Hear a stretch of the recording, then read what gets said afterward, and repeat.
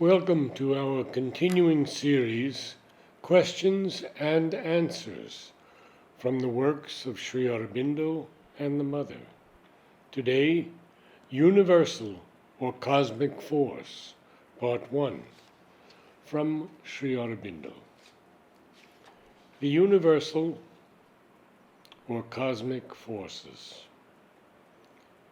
Universal forces means all forces, good or bad, favorable or hostile, of light or of darkness, that move in the cosmos. The cosmic forces, here, whether good or bad, are forces of the ignorance.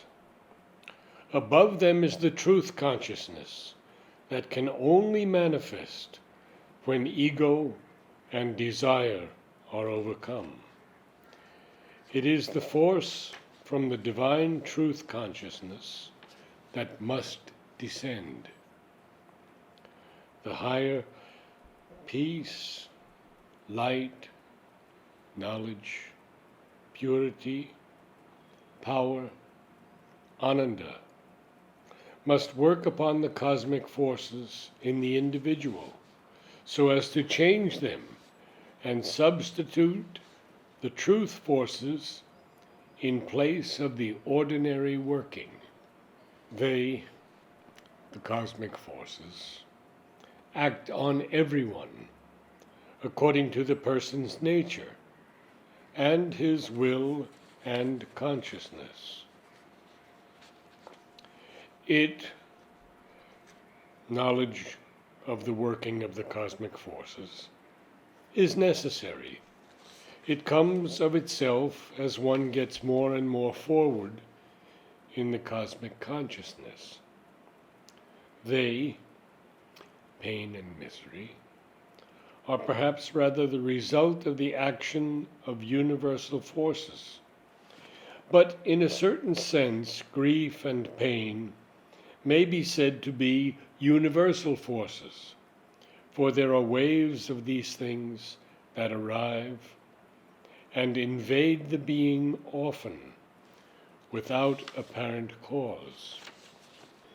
The universal forces move by their own force and the consciousness within them, but there is also the cosmic spirit who supports them and determines by his onlook and disposing will their play, although the direct action is left to the forces.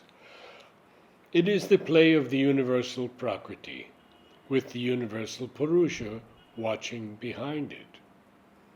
In the individual also, there is the individual Purusha who can, if he wills, not merely assent to the play of Prakriti, but accept or reject or will for its change. All that is in the play itself, as we see it here.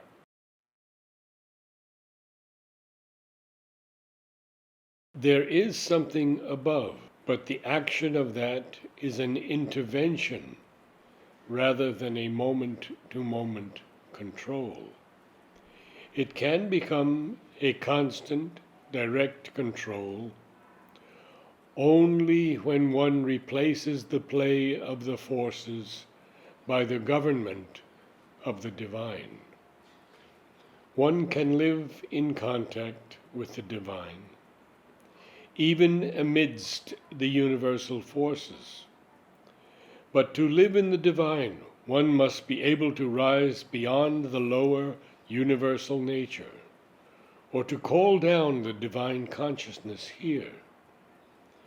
The beginnings are difficult for most, and at no time is it really easy.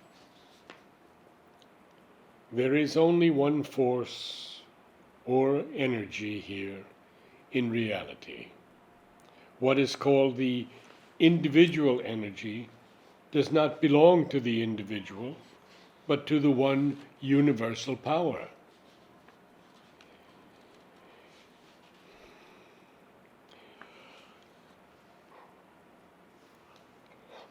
In the one infinite energy itself, a distinction has to be made between the divine force that descends from above the mind and the inferior universal energy with all its different forms, movements, waves, and currents that come into you from outside. The inferior energy proceeds from the divine Shakti, but it has fallen from the truth of its source and has no longer its direct guidance.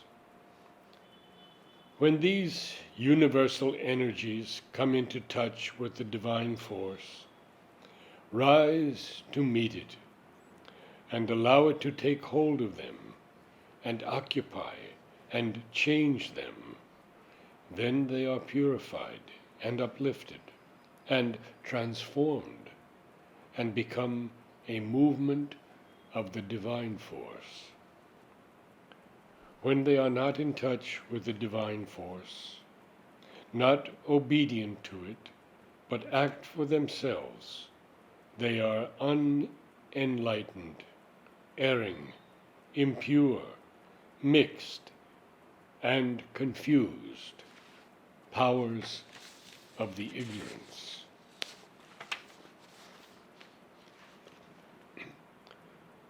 Always, therefore, keep in touch with the divine force.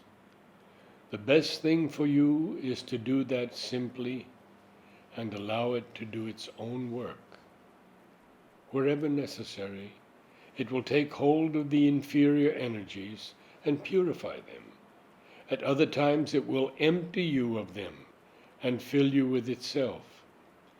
But if you let your mind take the lead and discuss and decide what is to be done, you will lose touch with the divine force, and the lower energies will begin to act for themselves, and all go into confusion and a wrong movement.